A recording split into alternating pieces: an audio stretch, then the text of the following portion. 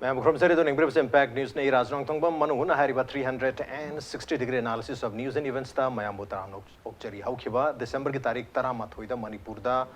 inner line permit system haibadi Bengal Eastern Frontier Regulation 1873 ki makhada hariba inner line permit system si matam ko indigi talaga lakpani masi chana bahukre matung da haukiba December ki tarikh 13 da BJP ki National General Secretary Ram Madhav pu ye koi khwarama ke thil gi ima ivel mayamna work pagi throm yaw balak matam da mahang ahan boy na probably hariba ILP gi pass asi paire haibagi wafum sing ba social media da mayam phong dona khibal lere adu ba hoji phawgi oina Manipur da chanari ba BFR e makha da chana gadri ba Bengal Eastern Frontier Regulation BFR hanesu samna khamnari ba chumlo ba BFR e makha da chana gadri ba inner line permit system asida kari modalities working principles sing kari yaw ga da bono miyam na pami ba hoji phawgi oina hangnari ba wahang si cut off base year si karai da no haibagi wahang se mahangnare number 2 Masida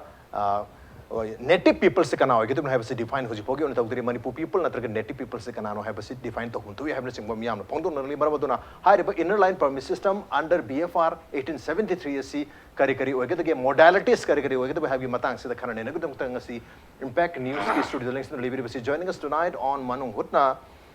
Federation of Haomee gi president so ibiri ba duga matam sangna Manipur the inner line permit systems channel nabagi khongjang da achoba thodang lobir khiba oja Sapamcha Jadumani ni amto oja Jadumani Butaramok chiri welcome to the show appreciate you joining also joining us joint committee on inner line permit system Manipur da inner line permit system lehen gadab ni tra masig manaba act na chanang gadab ni haiduna achoba miyam gi movement sanction dur lagli ba dum loba spearhead lobir khiba adum loba joint committee sigi Convenor Oja YK Dhiren ni Oja Dhiren Basudaram Mokcheri welcome to the show appreciate you joining too and also joining us advocate Oja Angomcha Araba ni Oja Rao Basudaram Mokcheri welcome to the show appreciate you joining too ahan basi Oja Jadumani gi hogjar ki Oja hojik miyam na hangnari ba wahang si maruina Bengal Eastern Frontier Regulation 1873 BFR de ori bam adu ina the section tarama thuini section tarama thu section number 7 da palliba native people gi wafum palli native people gi land si atopa native na to amana lam se lawbo yaro lay yar maduri interest amata labor yaro habi wafum sit pan manina so asida native people se kanano Manipur ki native people kanano habsi define to wama changni hedar Manipur miyam yakon demand tori number 2 khwaida ki hen hangna ba ama hai taragadi sida cut off year base year se yaw de marmaduna question ki bano mer habadi December ke tarik tarama thoi sida ki matung da changa phag dudang pass pai ga doribra mamang da ki already changa ga lekiba mayam na lakh mapan tara changa legare haina riba mayam dudi hariba ILP hariba pass si pyro dabra haibagi wahang mayam hangnari kariba hum thamin ngam sel koigi yam sumi ai koina inner line pump system demand tawri si yerongi kanana bani thangi sen hai taragadi damdam si da mayron de le ba adum da ba proof singdu kanana bidam da atopa bising yamba proof singdi kanana bidam da mummy chatabni hai tare yes koi yamna live company how kiba 11 da tang 11 da koi india government koi da Bengal Frontier Regulation 1873 si sanana bidam da ya piri ana aina thamjani gi kana bu yeromi ni hai trino akui sahi sam sani mamang dala ko sing ko yeromi ojoibra sahi samni sana sahi som samni mamang dala ko yo ojoibra natragana Mayroon the Gileraba, Heck, Lamdam Sitaki, Kundalita and Leraba, in town Yexalite, Pirama, Adu Ujuribra, Masi, we can in any. Tangishina, a sing by indigenous people like that in Nagarenda, 16 tribes there, under 14 Dandagre. Aduga, Anwesa Padesa, under Mui, Fruit Nipan, Queen Lady Edna, Mui indigenous, Harry Widom, Mui, it will seem may tha na so we changjangi aduna aina pamjabadi akoi asing we indigenous people hai jaragi lakhom leitaba kai amdagi lakho no kai lakho mitei na kai lai harakan lakhom leitaba aduga mitei na kai sakani hari safam leitaba tangkhul si kai lai koi khangdi tangkhul safam leiti kabui su lakhom leiti safam leiti smai to na mau su maram su maring su sumo singsi lakhom leitaba safam leitaba singji asim yelo mini lawi suppose kudamo in Nepali kai lai Nepali lai no kai chakin Nepal chakin mai ama phamam di hom khom di lai hajariba ana hom phom leiba ama sung lakhom leiba duna aidi madu yelo mini hajaning di aduna asim yelo mini define to hai targadi adu define down ring aduga amana BAGR matangse inner line permit system haiba Bengal Sun Frontier Regulation 1873 Nagaland Mizoram Arunachal Pradesh the salisi BAGR yaudi BAGR yaudi adu BAGR se kaidong de yaudi no haiba taragadi moi yeromi define tawrakanda atei singdu samang ne khanduki biduna moi BAGR ki mathok ta disine suppose ai khudam on haijarabada 1951 ꯒꯤ ꯃꯃꯥꯡꯗ ꯂꯩꯕꯁꯤꯡꯁꯤ ꯑꯩꯈꯣꯏ ꯕꯦꯖꯤꯌꯥꯗꯨꯅ ꯑꯣꯏꯔꯀꯥꯟꯗ ꯑꯩꯈꯣꯏ ꯌꯦꯔꯧꯃꯤꯅꯤ ꯅꯠꯇ꯭ꯔꯒ native ꯄꯤꯄꯜꯅꯤ ꯂꯧꯁꯤꯟꯕ ꯃꯇꯝꯗ ꯁꯣꯝꯅꯥꯀꯟꯗ ꯑꯩꯈꯣꯏꯒꯤ ꯏꯟꯅꯔ ꯂꯥꯏꯟ ꯄꯥꯔꯃꯤꯠ ꯁꯤꯁꯇꯦꯝꯁꯤꯗ ꯕꯤꯖꯤꯅꯦꯁ ꯁꯦꯛꯇꯔ ꯍꯥꯏꯕ ꯑꯃ ꯌꯥꯎꯔꯤꯕ ꯕꯤꯖꯤꯅꯦꯁ ꯁꯦꯛꯇꯔꯁꯤꯗꯩꯗ ꯀꯩ ꯇꯧꯒꯦꯗ ꯍꯧꯖꯤꯛꯇꯤ ꯗꯨꯀꯥꯟ ꯐꯝꯕꯗ ꯑꯗꯒꯤ ꯄꯣꯠ ꯑꯦꯖꯦꯟ ꯑꯣꯏꯕꯗ ꯁꯄꯣꯁ ꯑꯃꯨꯜ ꯁ꯭ꯄ꯭ꯔꯦꯒꯤ ꯑꯦꯖꯦꯟ ꯑꯣꯏꯔꯦ ꯑꯦꯅꯤ ꯄꯣꯠꯀꯤ ꯑꯦꯖꯦꯟ ꯑꯣꯏꯕꯁꯤ ꯌꯦꯔꯧꯃꯤꯅ ꯑꯣꯏꯔꯅꯦꯕ ꯑꯗꯒꯤ ꯑꯃꯨꯛ ꯗꯨꯀꯥꯟꯒꯤ ꯄ꯭ꯔꯣꯄꯥꯏꯇꯔ ꯌꯦꯔꯧꯃꯤꯅ ꯑꯣꯏꯔꯅꯦꯕ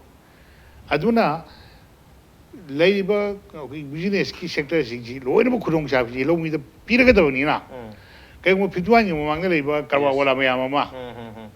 non ꯅꯦꯇꯤꯚꯁꯤꯡ ꯃꯌꯥꯝꯁꯤꯡꯗꯣ ꯑꯩꯈꯣꯏꯅ ꯈꯣꯞꯆꯜꯂꯨ ꯇꯥꯔꯒꯗꯤ ꯍꯌꯦꯡ ꯃꯣꯏꯗ ꯑꯩꯈꯣꯏꯅ ꯕꯤꯖꯤꯅꯦꯁ ꯁꯦꯛꯇꯔꯗꯣ ꯑꯩꯈꯣꯏꯗ ꯃꯣꯏꯗ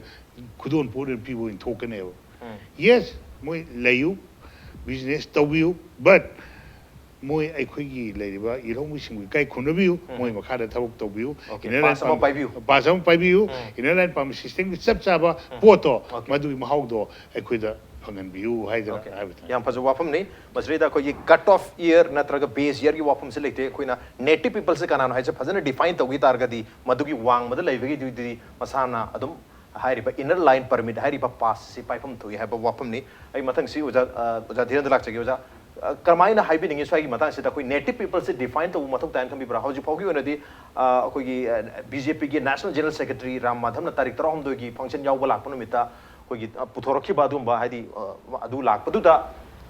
लौरखी हैबा पास है तरी अहान बा मणिपुर की ILP ने हैरिबा पास तो सोशल मीडिया द मयाम लो यंगनखरे मदु की मतुंग ददी अनि सुब अहुम सुब पास इशू तौरुब्रा तौद्रिबा खंगदे मदु मतुंग द मयाम सु संगमगनी ngasi ba koi sanapade impact news ki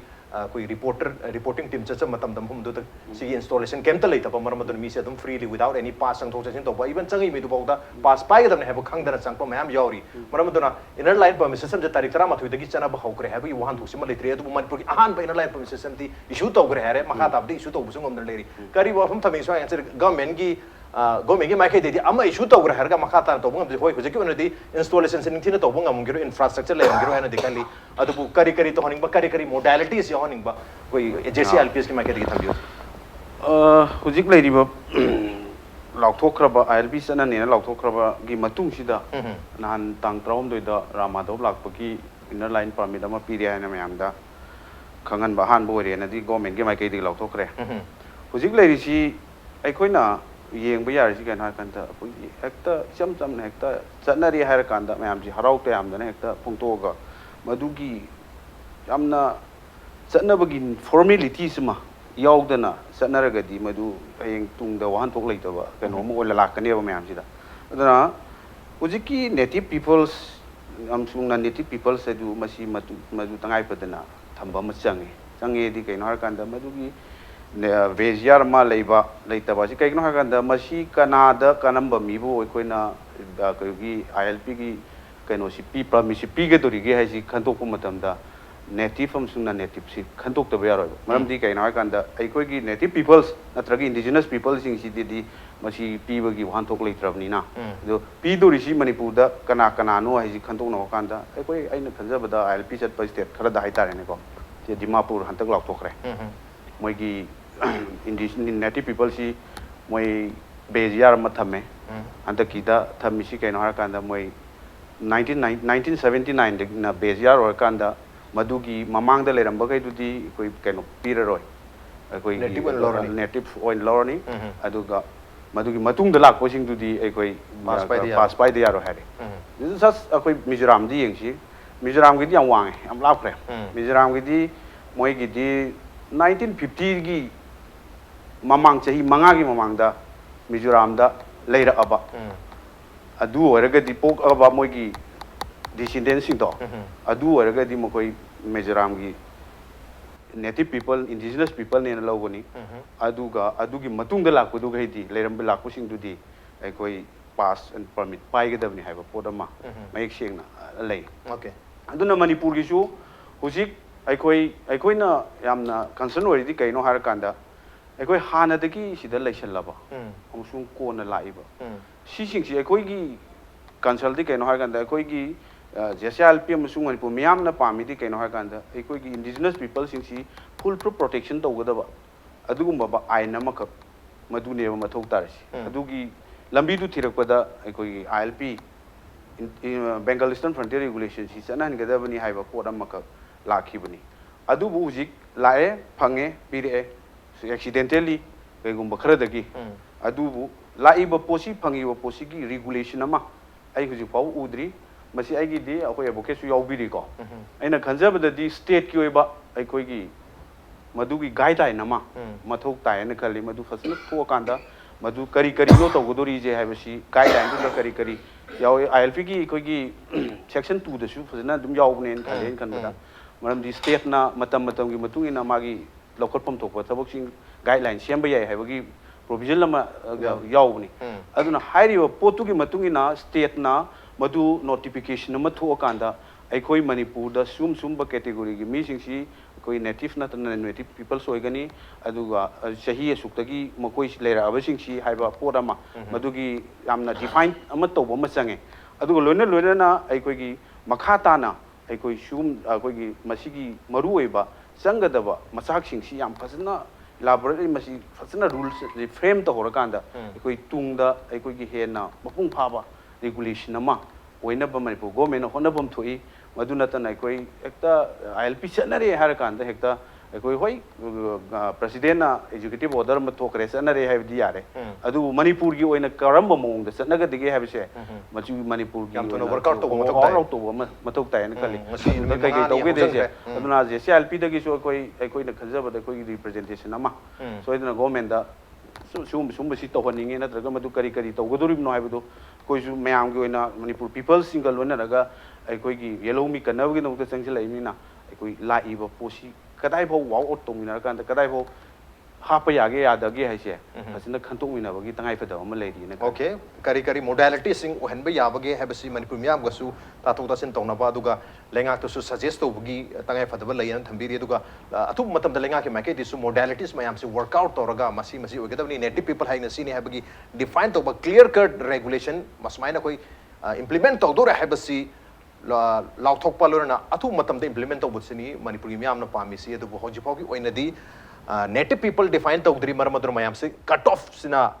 off year ama legadra have you hundni cut off year gi matung ina madugi mamangda lerambagi duna native people ko badugi matung da lakpagi duna non native pass par sang have you hundu legaduri bra otherwise on the basis of race hagadra on the basis of community khara define torga masere native people madugi community na tabdu kuina legera lerwera makoi pass by geduni haipang sai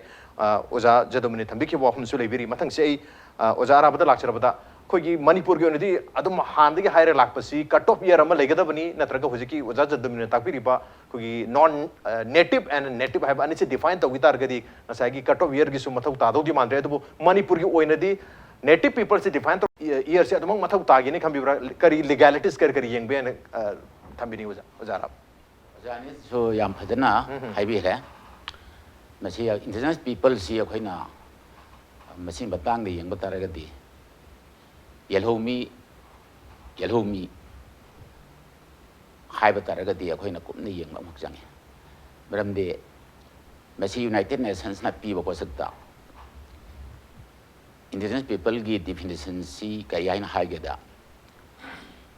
colonialist loilam chandok bukang wisingna mafam ama khudum janan raba aduga colonial rules ba na thamraba adu mafam de leiba miyoising asina mapa pusingna sanaramba liklam haibadi culture tradition customs haising se phajana ngakna preserve tawna leiba taragadi makhoi si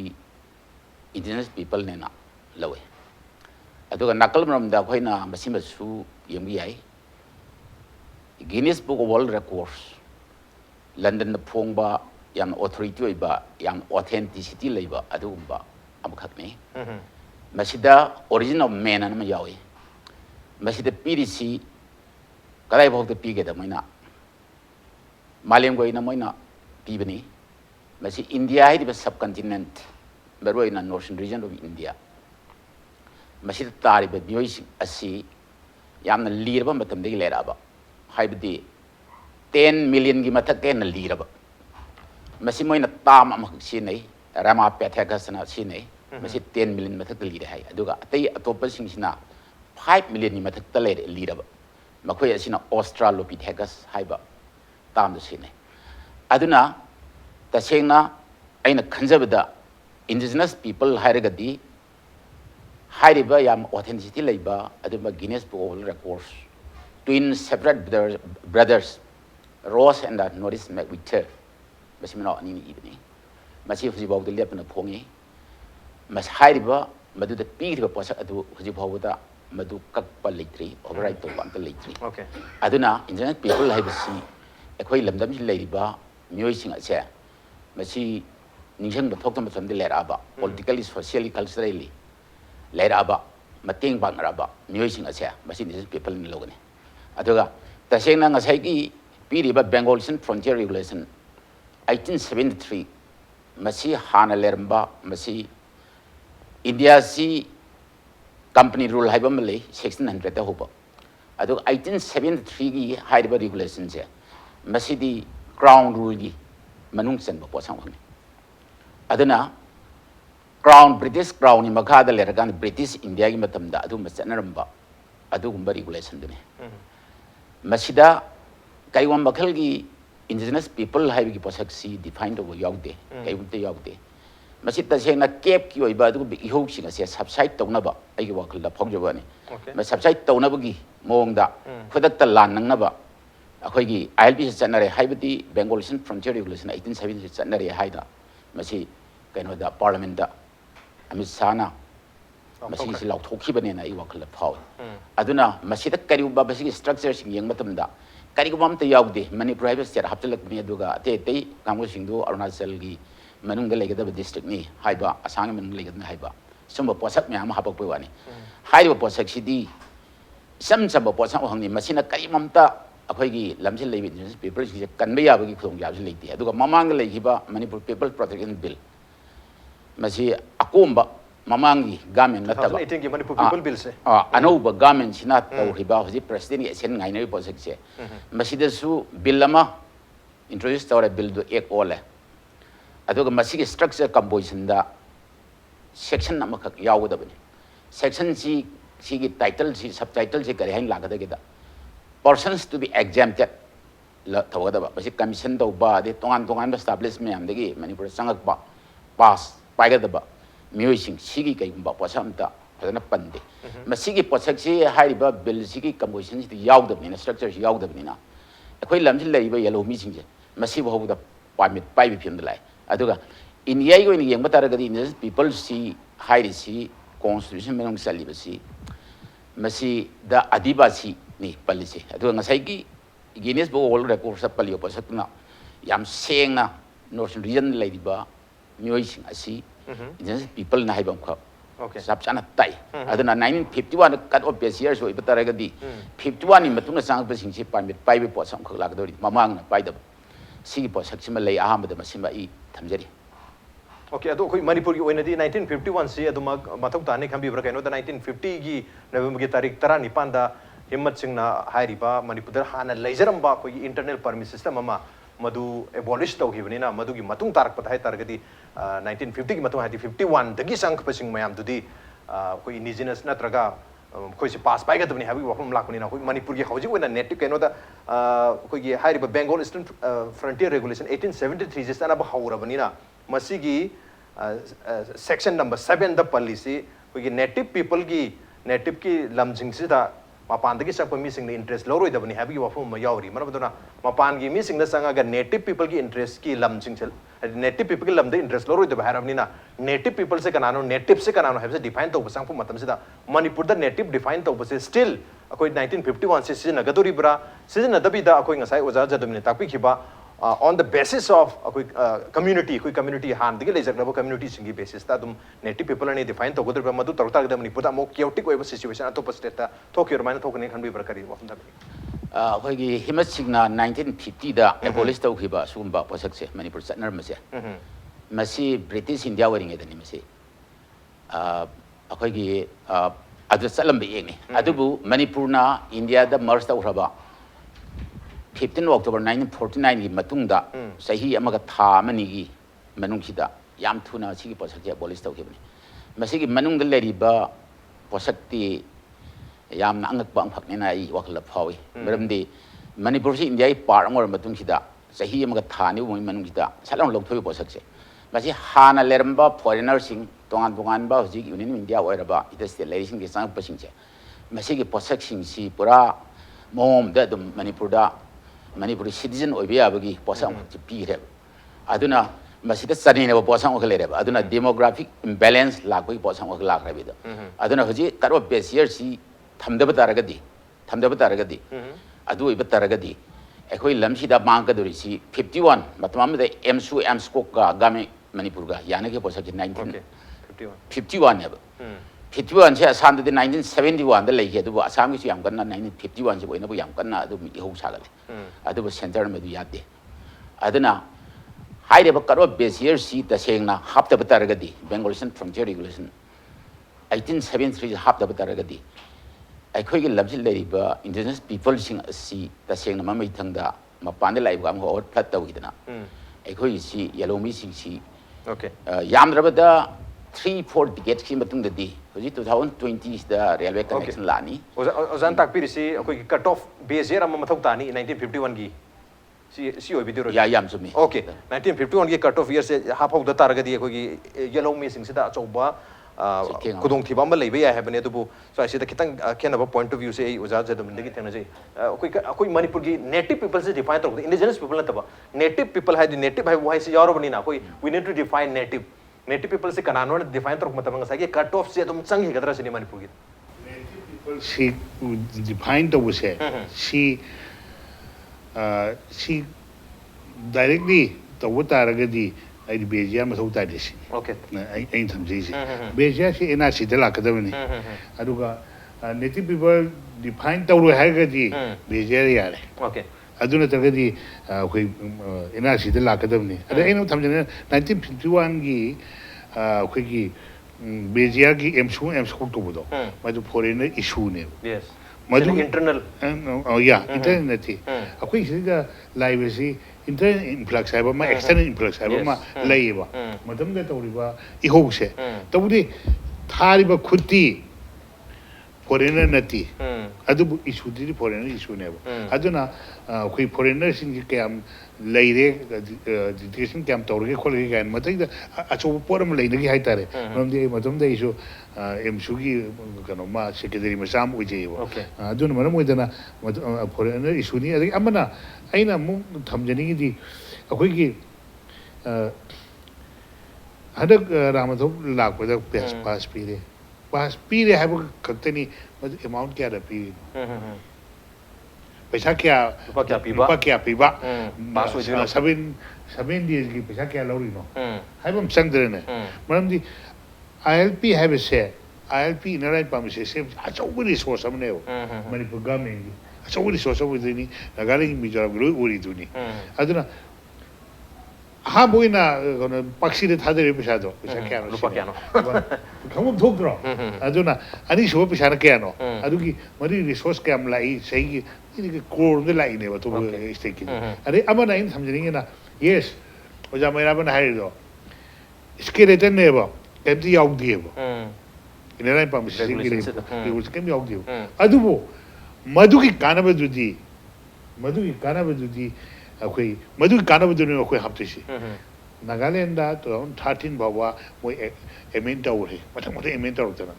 Mizoram 2012 ꯐꯥꯎ ꯑꯦꯃꯦꯟ ꯇꯧꯈ꯭ꯔꯦ ꯁ꯭ꯇꯦꯠꯅ ꯃꯥꯒꯤ ꯁ꯭ꯇꯦꯠꯀꯤ ꯄꯋꯥꯔꯅꯦꯕ ꯑꯦꯃꯦꯟ ꯇꯧꯗꯅ ꯑꯗꯩ ꯑꯔꯨꯅꯥꯆꯜ ꯄ꯭ꯔꯗꯦꯁꯀꯤꯁꯨ ꯃꯣꯏ ꯇꯧꯈ꯭ꯔꯦ Nagaland court ꯀꯥꯏꯅ ꯃꯣꯏ ꯐꯣꯡꯉꯤ ꯃꯌꯦꯛ ꯁꯦꯡꯅ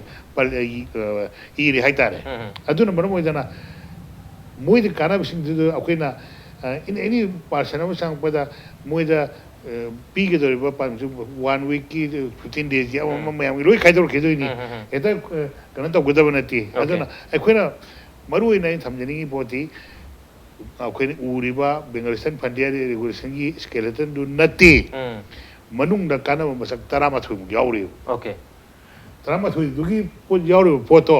ꯑꯩꯈꯣꯏꯅ ꯁꯠ ꯂꯥꯎꯅ ꯐꯤꯠ ꯇꯧꯈꯤꯕ ꯃꯇꯝꯗ ꯉꯔꯥꯡ ꯑꯩ ꯑꯣꯅꯔꯕꯜ ꯁꯦꯝꯗ ꯑꯩ ꯍꯥꯏꯖꯔꯝꯕꯅꯤ ꯂꯩꯔꯤꯕ ꯄꯣꯠꯁꯤꯡꯁꯤ ꯐꯤꯠ ꯇꯧꯕ ꯌꯥꯝ ꯃꯑꯣꯡ ꯇꯥꯅ ꯐꯤꯠ ꯇꯧꯕ ꯆꯪꯉꯤ Okay. ꯑꯗꯨ ꯐꯤꯠ ꯇꯧꯕ ꯍꯩꯇ꯭ꯔꯒꯗꯤ ꯀꯩꯅꯣꯁꯨ ꯃꯑꯣꯡ ꯇꯥꯅ ꯀꯥꯟꯅꯕ ꯃꯌꯥꯝ ꯂꯩꯔꯤ ꯀꯥꯟꯅꯕ ꯃꯌꯥꯝꯁꯤ ꯑꯩꯈꯣꯏꯅ ꯑꯦꯟꯀꯦꯁ ꯇꯧꯕ ꯃꯊꯧ ꯇꯥꯏ ꯍꯥꯏꯕꯅꯤ ꯑꯗꯨꯕꯨ ꯕ꯭ꯔꯦꯛ ꯂꯧꯗ꯭ꯔꯤꯉꯩꯁꯤꯗ ꯕ꯭ꯔꯦꯛꯀꯤ ꯃꯃꯥꯡꯁꯤꯗ ꯑꯩ ꯀ꯭ꯋꯤꯛꯂꯤ ꯑꯣꯖꯥ ꯙꯤꯔꯦꯟꯗ ꯂꯥꯛꯆꯅꯤꯡꯉꯤꯁꯤ ꯑꯣꯖꯥ ꯉꯁꯥꯏꯒꯤ ꯑꯩꯈꯣꯏꯒꯤ ꯅꯦꯇꯤቭ ꯄꯤꯄꯜꯁꯤ ꯗꯤꯐꯥꯏꯟ ꯇꯧꯕꯗ ꯅꯦꯇꯤቭ ꯄꯤꯄꯜꯁꯤ ꯗꯤꯐꯥꯏꯟ ꯇꯧꯗꯕ ꯌꯥꯔꯣꯏ ꯀꯩꯅꯣꯗ ꯑꯣꯜꯔꯦꯗꯤ ꯀ꯭ꯂꯣꯖ 7ꯗ ꯌꯥꯎꯔꯒ ꯂꯩꯔꯕꯅꯤꯅ ꯑꯗꯨꯅ ꯅꯦꯇꯤቭ ꯄꯤꯄꯜꯁꯤ ꯗꯤꯐꯥꯏꯟ ꯇꯧꯕꯗ ꯃꯅꯤꯄꯨꯔꯒꯤ ꯁ꯭ꯇꯤꯜ ꯑꯩꯈꯣꯏ 1951ꯒꯤ ꯀꯠ ꯑꯣꯐꯁꯤ ꯃꯊꯧ ꯇꯥꯒꯗꯧꯔꯤꯕ꯭ꯔꯥ ꯅꯠꯇ꯭ꯔꯒꯅ ꯉꯁꯥꯏ ꯑꯣꯖꯥ ꯖꯗꯨꯃꯅꯤ ꯇꯥꯛꯄꯤꯕ꯭ꯔꯃꯥꯏꯅ ꯑꯣꯟ ꯗ ꯕꯦꯁꯤꯁ ꯑꯣꯐ ꯑꯩꯈꯣꯏꯒꯤ ꯀꯝꯃ꯭ꯌꯨꯅꯤꯇꯤ ꯍꯥꯏꯇꯥꯔꯦ ꯃꯅꯤꯄꯨꯔꯒꯤ ꯂꯩꯖꯔꯝꯕ ꯑꯦꯊꯅꯤꯛ ꯀꯝꯃ꯭ꯌꯨꯅꯤꯇꯤꯗ ꯕꯦꯁ ꯇꯧꯔꯒ ꯑꯗꯨꯃꯛ ꯌꯥꯒꯗ꯭ꯔꯥ ꯁꯤꯅꯤ ꯑꯩꯈꯣꯏ ꯈꯔ ꯀꯝꯄ꯭ꯂꯦꯛꯁ ꯑꯣꯏꯌꯦꯕ ꯌꯥꯝ ꯁꯦꯡꯅ ꯍꯥꯏꯔꯀꯥꯟꯗ ꯁꯤꯗ ꯈꯟꯅꯕꯗ ꯌꯧꯁꯟꯕ ꯌꯧꯁꯟꯗꯕ ꯈꯔꯁꯨ ꯂꯩꯅꯤ ꯃꯔꯝꯗꯤ ꯃꯅꯤꯄꯨꯔꯒꯤ ꯍꯧꯖꯤꯛ ꯂꯩꯔꯤꯕ ꯁꯤꯆꯨꯋꯦꯁꯟꯁꯤꯗ ꯑꯗꯨꯅꯅꯤ JCILPꯅ ꯀꯔꯤꯒꯤꯗꯃꯛꯇ ꯑꯩꯈꯣꯏ ꯃꯅꯤꯄꯨꯔ ꯄꯤꯄꯜꯁ ꯕꯤꯜ ꯁꯦꯝꯃꯛꯄ ꯀꯥꯟꯗ ꯑꯣꯜ ꯁ꯭ꯇꯦꯛ ꯍꯣꯜꯗꯔꯁꯤꯡ ꯇꯥꯟꯅꯔꯤꯕꯅꯣ ꯍꯥꯏꯕꯁꯦ ꯑꯗꯨꯅ ꯃꯁꯤꯒꯤꯁꯤ ꯅꯦꯇꯤቭ ꯄꯤꯄꯜꯁ ꯍꯥꯏꯕꯁꯤ ꯑꯩꯈꯣꯏ ꯐꯖꯅ ꯗꯤꯐꯥꯏꯟ ꯇꯧꯕ ꯇꯥꯏ ꯑꯗꯨ ꯅꯠꯇ꯭ꯔꯒꯗꯤ ꯑꯩꯈꯣꯏꯒꯤ ꯃꯔꯛꯇ ꯍꯌꯦꯡ ꯄꯥꯝꯗꯕ ꯇꯣꯉꯥꯟ ꯇꯣꯉꯥꯟꯕ ꯆꯔꯥꯡꯅꯕ ꯀꯤꯌꯣꯁ ꯇꯧꯔꯀꯥꯟꯗ ꯑꯩꯈꯣꯏꯅ ꯄꯥꯝꯃꯤꯕ ꯄꯣꯠꯁꯤ ꯌꯧꯈꯤꯗꯕꯁꯨ ꯌꯥꯏ ꯑꯗꯨꯅꯅꯤ ꯃꯃꯥꯡꯗ ꯃꯅꯤꯄꯨꯔ ꯄꯤꯄꯜꯁ ꯄ꯭ꯔꯣꯇꯦꯛꯁꯟ ꯕꯤꯜ ꯁꯦꯝꯃꯨꯔꯀꯥꯟꯗ ꯆꯨꯔꯆꯥꯟꯄꯨꯔꯗ ꯏꯔꯥꯡ ꯊꯣꯛꯂꯛꯀꯥꯟꯗ ꯃꯌꯥꯝꯒꯤ ꯃꯨꯞꯃꯦꯟ ꯑꯃ ꯁꯥꯡꯅ ꯑꯩꯈꯣꯏ ꯃꯁꯦꯟꯒꯤ ꯃꯔꯛꯇ ꯃꯤꯁꯇ꯭ꯔꯁ ꯑꯃ ꯂꯥꯛꯈ꯭ꯔꯤꯁꯦ ꯑꯗꯨꯕꯨ ꯑꯗꯨꯒꯤ ꯃꯇꯨꯡꯗ JCILPꯅ ꯑꯩꯈꯣꯏ ꯏꯅꯤꯁꯤꯌꯦꯠ ꯇꯧꯔꯀꯥꯟꯗ ꯃꯌꯥꯝꯁꯤ ꯇꯧꯔꯀꯥꯟꯗ ꯍꯣꯜ ꯃꯅꯤꯄꯨꯔꯗ ꯂꯩꯔꯤꯕ ꯁ꯭ꯇꯦꯛ ꯍꯣꯜꯗꯔꯁꯤꯡꯁꯤ ꯆꯤꯡ ꯇꯝꯒꯤ ꯂꯩꯔꯤꯕ ꯁꯤꯚꯤꯜ ꯁꯣꯁꯥꯏꯇꯤ ꯑꯣꯔꯒꯅꯥꯏꯖꯦꯁꯟꯁꯤ ꯑꯃꯠꯇ ꯆꯤꯊꯗ꯭ꯔꯦꯅ ꯈꯟꯕ ꯌꯥꯏ ꯃꯗꯨ ꯂꯣꯏꯅ ꯑꯁꯦ ꯑꯩꯈꯣꯏꯅ ꯑꯩꯅ ꯍꯟꯅꯁꯨ ꯍꯥꯏꯖꯔꯦ JCILPꯅ ꯏꯅꯤꯁꯤꯌꯦꯠ ꯇꯧꯔꯀꯥꯟꯗ ꯅꯥꯒꯥꯒꯤ ꯍꯥꯏꯒꯗ꯭ꯔꯥ ꯑꯩꯈꯣꯏ ꯂꯩꯔꯤꯕ UNC ꯑꯗꯒꯤ ꯁꯣꯝꯗ ꯂꯩꯔꯤꯕ ꯆꯨꯔꯆꯥꯟꯄꯨꯔꯔꯣꯝꯒꯤ ꯀꯨꯀꯤꯒꯤ ꯀꯨꯀꯤ ꯏꯟꯄꯤ ꯖꯣꯃꯤ ꯀꯥꯎꯟꯁꯤꯜ ꯃꯥꯔꯤꯝꯄꯨꯏ ꯑꯗꯒꯤ ꯑꯩꯈꯣꯏ ꯇꯣꯉꯥꯟ ꯇꯣꯉꯥꯟꯕ ꯑꯩꯈꯣꯏꯒꯤ ꯍꯧꯖꯤꯛꯀꯤ JSC ꯍꯧꯖꯤꯛꯀꯤ ꯑꯦꯟꯇꯤ ꯄꯤꯄꯜ ꯕꯤꯜꯅꯦꯅ ꯍꯥꯏꯔꯤꯕ ट्राइबल पीपल बिल की JSC मकोइसिंगसी सेवरल टाइम अखोई डिस्कशन तौर फमिनरकांदा अंडरस्टैंड तौमिनरकांदा अखोई ओइबा कमन इशू अमखक तदी अखोई पुन चंगमिनब मथौ तायसे अखोई लेरिबा स्टेक होल्डर पुनमकी यानबनेबा कमन इशू दी कैनो हरकांदा माइग्रेंट्स की इशू सिदी चिंग हाइबा लेते तम हाइबा लेते पुनमक्सिदा मसीना इफेक्ट तौरकदब सोनगदबसिददी अखोई पुनमकी कमन ओइबि इशूनिना मसी पुनम अखोई समानना लेमिनबा अमु थेंमिनबा चंगी अदु कन्नबा अखोईगी ओइबा पॉलिसी मा सेमबा म चंगी हाइसिदे अखोई यानरकांदा सेमबनी अदुना मसी 1951 सी मयाम यानै मसीदा अखोइना होय डेफिनेशन खर लै अखोइना पुथोइसी कैनो हरकांदा अखोइना थमिबा पोसी खितंग बिल सी इरर मचा मचा खर दिया मसीदी अमेंड तौबा याबा खोटपा तोंगान बसीदा दगी अखोइ मसेन अंडरस्टैंड तौनरकांदा लैगिबा पोट लै पोसी मणिपुर पीपल्स हाइका नेटिव पीपल्स हाइरकांदा अखोइना मैतै मैतै पांगल्स नत्रगा शेड्यूल ट्राइब्स शेड्यूल कास्ट हाइबना सिंबल लेरकांदा मणिपुर पीपल्स नन मणिपुर पीपल्स ना अखोइ अहुम थोकना खाइदुइनी खाइदुको मरमदि कैनो हरकांदा मणिपुर की नेटिव पीपल्स सिना कना ओइनी मणिपुर पीपल्स सिना कना ओइनी अदुगा नन मणिपुर पीपल्स सिना कना ओइनी हाइबसी अखोइ खाइदुओ कांदा मदुगी मागी कैटेगोरिकली मागी राइट सिंदो फजना लेहनबा म चंगी अदु नत्रगदि अखोइगी मसेलगी मरक्ता मिसअंडरस्टैंडिंग थोलक याय हाइबदुनी ओके नेटिव पीपल डिफाइन तौबा मतमदा अखोइगी कॉमन एस्पिरेशन हाइतारे मदुसु येंगा मदु हर्ट तौदनबा तुंगदा चरांगनबा थोरक्तनबा मोंगदा डिफाइन तौबा मदि मथौ तारि हाबनी ऑन द नो प्रेम थ्रोजगा प्रेम थोंजर कैंपेन न्यूज़ पेमिंग तादले Welcome back to the Manung Hunani 360 degree analysis of news and events with me Raj Nongthombam Manung Huna tanga si khana jarmai basi haukiba December ki tarik tara mathoida lauthokiba inner line permit system BFR ki makhada Manipur da chana bo haure hana lauthokiba dugi matungda Manipur da lakadriba dugulba inner line permit system have tar nemsi ki chana bo haukrabni na waji phaugi oina di masi implement tawdri install tawdri state wide oina maramadana mapanda ki changakpa म्यूसिंग अतोप state तगी मणिपुर संगपसिंगना हारिबा pass असि पारगा संगपलेत्री होजुपोगी ओइना ऑफिशियल संगखिबसि बीजेपी की नेशनल जनरल सेक्रेटरी राम माधवना मा पास पार संगखरे हाबगी वखममा लाउथोकिबलरे मदुना हान probably first ever ILP in Manipur नेन हाइनसु लाउथोखरे मतंग सिदाइना ओजा अराबता लाक्चनिंग सिंग साइगी नेटिव पीपल डिफाइन तबतो होजिक्सो हाइफेतंग केतरे खेनबा पॉइंट ऑफ व्यू हाइगा तखर लेदो माले अदुगा मो 1951 की ममांग दा ऑलरेडी चांखरबा मयाम हाइबतारे नेटिव पीपल ओइबसु याय ओइदबसु याय खनबा maru ina mamangi Manipur people bill lakpa matam su 1951 gi mamang da sangkhra basing dun Manipur people ni hai gine aduga 1951 gi matung da lakpa sing da non Manipur ni hai bi wafum khara lei gibani adai da su mayam na adu ngana ki baning phung ngana ki fater as kamaina oidu 1951 gi mamang na sangki mayam hadi Manipur sigi native su na ti na khangjar ba koina khangal lero mayam du Manipur people ne na kamaina hai du na bi wafum su lei gibani na hojik yam lubo tanjama lai bese hoi Manipur ga mena budi soidna masi consider khana raga soidna budi torokani native people sim define to mathau ta dore to native se define torok matapta still Manipur gi 1951 natraga sum makal gi cut off ma mathau ta ga dori bra natraga handi gi changpo missing su adum accommodate to mathau ta ni khambi bra kari hom thami native si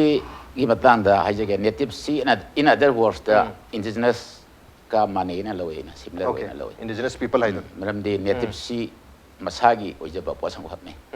ada native bahare di indigenous si automatically lai atoppa war samda aduna native haibsiga indigenous haibsiga khenaba lili teng khale ai wakhalde adana native sidi ningsang thokthra matam degi lamdam sida leraba haibdi first settler original settler haib tare masi politically socially culturally mating pangan laba lamsida yumpham da laba haib tare aduga nakal marumda karba besias 1951 oirene khalasi adu ibatarega di masida 51 gi matungda lakpasing si masi native chingdaba indigenous chingdaba posak ta lakore mamang leibasing sina native indigenous ta yawi phem lai adugu masi do sayena ba philai man 51 sina karba besiar matamda mamang leising si nan and gano si nan indigenous se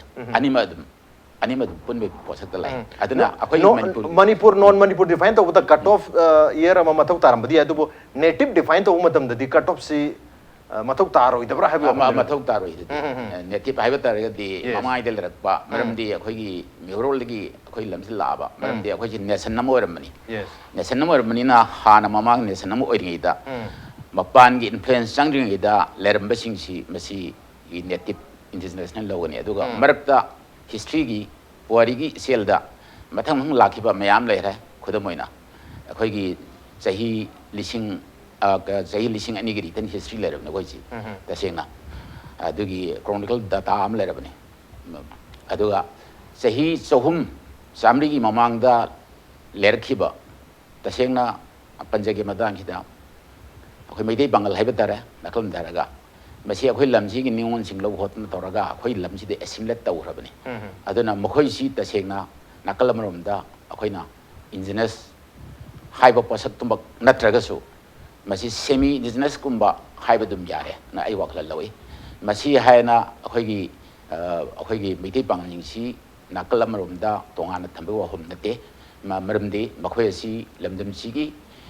history da puari da akhoi gi lengak lon da politically, culturally, economically, khudimagta akhoi mating pangnan laabne aduna akhoi atoppa maga lei masi kaino da cultural order schedule tribe the schedule caste 1950 masida piriba posak masida yauriba tongan tongma community singse masi su lamsigi oiba adugumba lamsigi lehau hida susan raba adugumba lamsigi mioi singi haibada native haiba posakida lakpa matamda indigenous haraga native haraga di khenabdi le adubu ani sai sarokop di manabagi posak le aduna makoi asisu du makoi gi leisa hida dum kuina sangna since time immemorial haidare hidagi labani na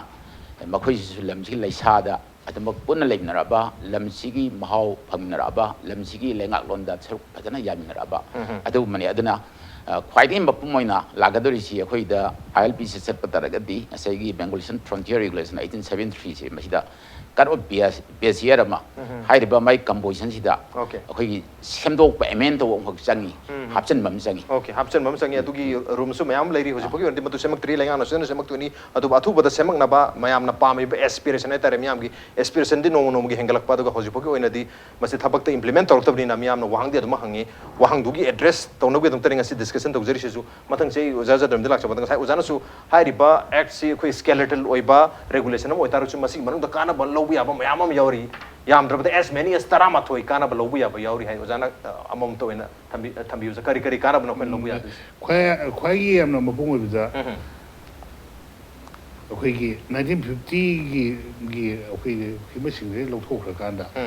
ꯃꯄꯥꯟꯗꯒꯤ ꯂꯥꯛꯏꯕ ꯃꯤꯇꯣꯞꯁꯤꯡꯁꯤ huge ꯊꯣꯝꯖꯤꯜꯂꯛꯑꯦ ꯚꯥꯔꯠꯀꯤ ꯃꯅꯨꯡꯗꯒꯤ ꯚꯥꯔꯠꯀꯤ ꯋꯥꯡꯃꯗꯒꯤ ꯊꯣꯝꯖꯤꯜꯂꯛꯑꯦ ꯁꯤ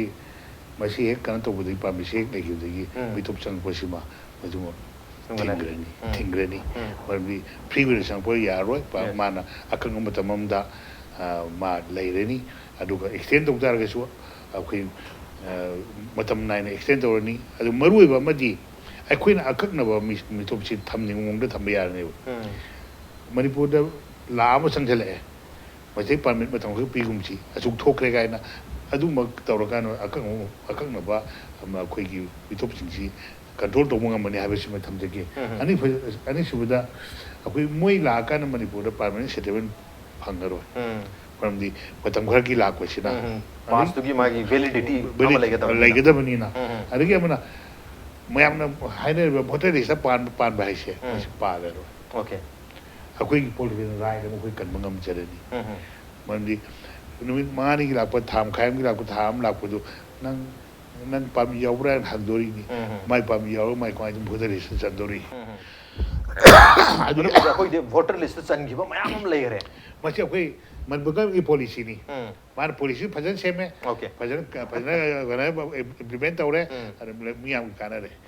ꯐꯖꯅ ꯇꯧꯗ꯭ꯔꯦ ꯃꯤꯌꯥꯝꯒꯤ ꯀꯥꯟꯅꯔꯣꯏ ꯁꯤꯅꯦꯕ ꯑꯗꯨꯒꯤ ꯑꯩꯅ ꯑꯃꯨꯛ ꯊꯝꯖꯅꯤꯡꯉꯦꯅ ꯄꯥꯔꯃꯅꯦꯟ ꯁꯦꯇꯜꯃꯦꯟ ꯃꯣꯏ ꯐꯪꯉꯔꯣꯏ ꯑꯗꯒꯤ ꯑꯃꯅ ꯑꯩꯈꯣꯏꯒꯤ ꯄꯥꯔꯃꯅꯦꯟ ꯖꯣꯕꯁꯤ ꯃꯁꯤꯃꯁꯨ ꯏꯟꯗꯤꯖꯤꯅꯁ ꯄꯤꯄꯜꯅ ꯐꯪꯒꯅꯤ ꯑꯗꯨꯒ ꯑꯃꯅ ꯈ꯭ꯋꯥꯏꯗꯒꯤ ꯌꯥꯝꯅ ꯑꯩꯈꯣꯏꯒꯤ ꯕꯤꯖꯤꯅꯦꯁ ꯁꯦꯛꯇꯔꯁꯦ ꯉꯁꯤ ꯑꯩꯈꯣꯏꯅ ꯆꯥꯔꯤꯕ ꯊꯛꯏꯕ ꯃꯌꯥꯝꯁꯤꯡꯁꯤ ꯃꯄꯥꯟꯗ ꯂꯥꯛꯏꯕ ꯃꯤꯇꯣꯞꯁꯤꯡꯁꯤꯅ ꯃꯃꯜ ꯂꯣꯏ ꯂꯦꯞꯄꯦꯕ ꯑꯩꯈꯣꯏ ꯃꯃꯜ ꯍꯦꯟꯕ ꯍꯦꯟꯗꯕ ꯉꯁꯤ ꯑꯂꯨ ꯂꯨꯄꯥ 15 ꯄꯤꯕꯁꯦ ꯍꯌꯦꯡ 30 ꯌꯧꯅꯦꯕ ꯂꯨꯄा 5 ꯍꯦꯛ ꯀꯩꯝ ꯀꯅꯥꯝꯇ ꯍꯥꯏꯔꯣꯏ ꯑꯗꯨꯒ ꯃꯅꯤꯄꯨꯔꯒꯤ ꯑꯦꯁꯦꯝꯕ꯭ꯂꯤꯒꯤ ꯃꯈꯥꯗ ꯄ꯭ꯔꯥꯏꯁ ꯐꯤꯛꯁꯦꯁꯟ ꯀꯃꯤꯇꯤ ꯑꯃ ꯂꯩꯌꯦꯕ but they are not working ꯊꯕꯛ ꯇꯧꯔꯤꯗꯤ ꯕꯖꯥꯔꯒꯤ ꯀꯔꯕꯥꯔ ꯋꯥꯂꯥꯅꯅꯦꯕ ꯑꯗꯨꯅ ꯃꯁꯤꯃ ꯑꯩꯈꯣꯏꯅ ꯃꯃꯜ ꯂꯦꯞꯆꯔꯅꯦꯕ ꯃꯔꯝꯗꯤ ꯀꯩꯅꯣꯁꯤ ꯕꯤꯖꯤꯅꯦꯁꯁꯦ ꯑꯩꯈꯣꯏꯅ ꯄꯥꯏꯔꯒꯗꯤ ꯑꯩꯈꯣꯏ ꯃꯃꯜ ꯂꯦꯞꯄ ꯇꯥꯕꯅꯤ ꯑꯗꯨꯃ ꯑꯩꯈꯣꯏ ꯀꯥꯟꯅꯕꯁꯦ ꯑꯗꯒꯤ ꯑꯃꯅ ꯁꯤꯒꯤ ꯄꯣꯠꯁꯤꯅ ꯑꯆꯧꯕ ꯔꯤꯁꯣꯔꯁ ꯑꯃ ꯑꯣꯏꯔꯦ ꯉꯁꯥꯏꯒꯤ ꯑꯩꯈꯣꯏ ꯄꯥꯁꯇꯒꯤ ꯂꯥꯛꯀꯗꯕ ꯂꯥꯛꯀꯗꯣꯏꯗꯣ ꯄꯥꯁꯁꯤ ꯏꯁꯝ ꯁꯝꯅ ꯆꯪꯉꯛꯄꯗ ꯑꯗꯨ ꯈꯛꯇ ꯅꯠꯇꯦ ꯅꯍꯥꯟꯒꯤ 7 daysꯗꯣ ꯀꯩꯒꯨꯝꯕ ꯃꯈꯥ ꯂꯩꯊꯒꯦ ꯍꯥꯏꯇꯥꯔꯗꯤ ꯔꯤꯅ꯭ꯌꯨ ꯂꯧꯗꯣꯏꯅꯦꯕ ꯑꯗꯒꯤ 15 days ꯑꯃꯨꯛ ꯂꯧꯗꯣꯏꯅꯦꯕ ꯑꯗꯒꯤ 3 months ꯂꯩꯕꯒꯤꯅ ꯑꯁꯨꯛ ꯀꯥꯏꯅ ꯂꯧꯔꯛꯀꯗꯣꯏꯅꯦꯕ ꯃꯁꯤꯒꯤ ꯔꯦꯠꯁꯤ ꯃꯅꯤꯄꯨꯔ ꯒꯚꯔꯟꯃꯦꯟ ꯂꯦꯞꯆꯒꯗꯧꯅꯦꯕ ꯏꯟꯗꯤꯌꯥ ꯒꯚꯔꯟꯃꯦꯟ ꯂꯦꯞꯀꯗꯧꯕ ꯅꯠꯇꯦꯕ ꯑꯗꯨꯒ ꯀꯩꯒꯨꯝꯕ ꯌꯥꯎꯗꯅ ꯑꯃꯨꯛ ꯆꯪꯉꯝꯃꯦꯅ ꯃꯉꯣꯟꯗꯁꯨ ꯐꯥꯏꯜ ꯂꯧꯅꯦꯕ ꯑꯗꯨꯅ ꯃꯁꯤꯅ ꯑꯆꯧꯕ ꯔꯤꯁꯣꯔꯁ ꯑꯃ ꯑꯣꯏꯔꯒꯅꯤ ꯍꯥꯏꯕꯁꯤꯃ ꯑꯩ ꯊꯝꯖꯒꯦ ꯑꯗꯒꯤ ꯇꯦꯔꯤꯇꯣꯔꯤꯌꯦꯜ ꯏꯟꯇꯦꯒ꯭ꯔꯤꯇꯤꯁꯦ ꯃꯁꯤꯅ ꯑꯆꯧꯕ ꯁꯦꯐꯒꯥꯔꯗ ꯑꯃ ꯄꯤꯔꯅꯦꯕ ꯃꯔꯝꯗꯤ ꯀꯩꯅꯣꯗ ꯑꯩꯈꯣꯏꯒꯤ ꯑꯅꯤ ꯄꯥꯁ ꯑꯃ ꯅꯥꯒꯥꯂꯦꯟꯒꯤ ꯃꯅꯨꯡ ꯆꯪꯉꯨꯗꯅ ꯄꯥꯁ ꯂꯧꯗ ꯆꯪꯕ ꯌꯥꯗꯦꯕ ꯍꯧꯖꯤꯛꯇꯤ ꯍꯥꯟꯅꯗꯤ ꯅꯥꯒꯥꯂꯦꯟꯒꯤ ꯆꯤꯐ ꯃꯤꯅꯤꯁꯇꯔ ꯑꯣꯏꯔꯁꯨ ꯑꯦꯅꯤ ꯃꯤꯅꯤꯁꯇꯔ ꯑꯣꯏꯔꯁꯨ ꯃꯥꯎ ꯆꯪꯉꯀꯥꯟꯗ ꯋꯥ ꯉꯥꯡꯗꯅ ꯈꯣꯠꯅ ꯚꯣꯠꯀ ꯈꯣꯝꯗꯗꯅ ꯇꯧꯋꯦ ꯍꯧꯖꯤꯛꯇꯤ ꯃꯗꯨ ꯌꯥꯔꯣꯏ ꯄꯥꯁ ꯂꯧ ꯇꯥꯕꯅꯤ ꯄꯥꯁ ꯂꯧ ꯇꯥꯔꯒꯗꯤ ꯑꯩꯈꯣꯏꯒꯤ ꯕꯥꯎꯟꯗꯔꯤ ꯑꯃ ꯂꯩꯖꯔꯦ ꯑꯗꯒꯤꯗꯤ ꯑꯆꯧꯕ ꯁꯦꯐꯒꯥꯔꯗ ꯑꯃ ꯄꯤꯗ꯭ꯔꯅꯤ ꯑꯁꯤꯃ ꯑꯆꯧꯕ ꯀꯩꯅꯣꯅꯦꯅ ꯑꯩ ꯊꯝꯖꯒꯦ ꯑꯗꯒꯤ ꯑꯃꯅ ꯑꯩꯈꯣꯏꯅ ꯌꯦꯜꯍꯧꯃꯤꯁꯤꯡ ꯃꯨꯠꯂꯅꯤꯅ ꯌꯥꯝ ꯄꯥꯈꯠꯆꯔꯝꯕꯗꯣ ꯃꯁꯤꯃꯗꯤ ꯑꯩꯈꯣꯏ ꯑꯗꯨꯝ ꯃꯨꯠꯂꯔꯣꯏ ꯍꯥꯏꯕꯁꯤꯃ ꯑꯩ ꯊꯝꯖꯒꯦ ꯑꯗꯒꯤ ꯑꯃꯅ ꯂꯣ ꯑꯦꯟ ꯑꯣꯔꯗꯔꯁꯦ ꯃꯁꯤ ꯑꯩꯈꯣꯏ ꯃꯁꯤ 2005 ꯑꯗꯨꯋꯥꯏꯗ ꯄꯥꯎꯅꯥ ꯕꯖꯥꯔꯗꯒꯤ ꯑꯩꯈꯣꯏ ꯅꯤꯄꯥ ꯑꯃ ꯐꯥꯏ ꯃꯥꯏ ꯃꯃꯤꯡꯁꯦ ꯑꯩ ꯌꯥꯎꯕꯅꯦ ꯑꯩ ꯂꯥꯏꯔꯤꯛꯁꯤꯗ ꯑꯗꯨ ꯃꯥꯁꯤ ꯁꯤꯂꯣꯡꯗꯒꯤ ꯑꯉꯥꯡ ꯀꯤꯗꯅꯦꯞ ꯇꯧꯔꯒ ꯄꯥꯎꯅꯥ ꯕꯖꯥꯔꯗ ꯑꯖꯟꯇꯥ ꯍꯥꯏꯕ ꯃꯃꯤꯡꯁꯤ ꯑꯣꯜꯂꯒ ꯃꯥꯁꯤ ꯂꯣꯠ ꯂꯩꯔꯝꯃꯦꯕ ꯀꯣꯟꯅ ꯐꯥꯔꯛꯑꯦ ꯁꯨꯃꯥꯏꯅ ꯇꯧꯗꯅ ꯍꯞꯇꯥꯗꯁꯨ ꯀꯩꯒꯤ ꯕ꯭ꯂꯥꯁꯇ ꯌꯥꯎꯏ ꯈꯣꯠꯂꯤ ꯍꯥꯏꯗꯅ ꯐꯥꯕ ꯂꯩꯈ꯭ꯔꯦ ꯇꯣꯉꯥꯟ ꯇꯣꯉꯥꯟꯕ ꯀ꯭ꯔꯥꯏꯝꯗ ꯁꯦꯟꯅꯕ ꯃꯌꯥꯝ ꯇꯣꯏꯅ ꯐꯥꯔꯤ ꯑꯗꯨꯅ ꯀ꯭ꯔꯥꯏꯝꯗ ꯁꯦꯟꯅꯕꯁꯦ ꯃꯁꯤ ILP ꯆꯠꯂꯒ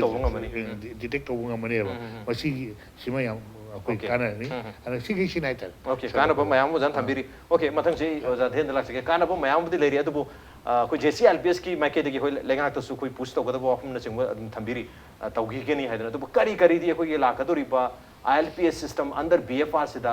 कोई याहो लोग भी आए याहो भी आए अदु तार गदे कोई येलो मिसिंग से ना हान दगे सुतार लग लाई बा कोई येलो मी के सकतम कल्चर आइडेंटिटी में आपसे प्रेजेंट तो गोदम ने कहलो दबनी बस गाक तो थम गदम ने है हम ले दबो मुझे टॉपिक है पॉइंटिंग द बिजनेस है business already controlled by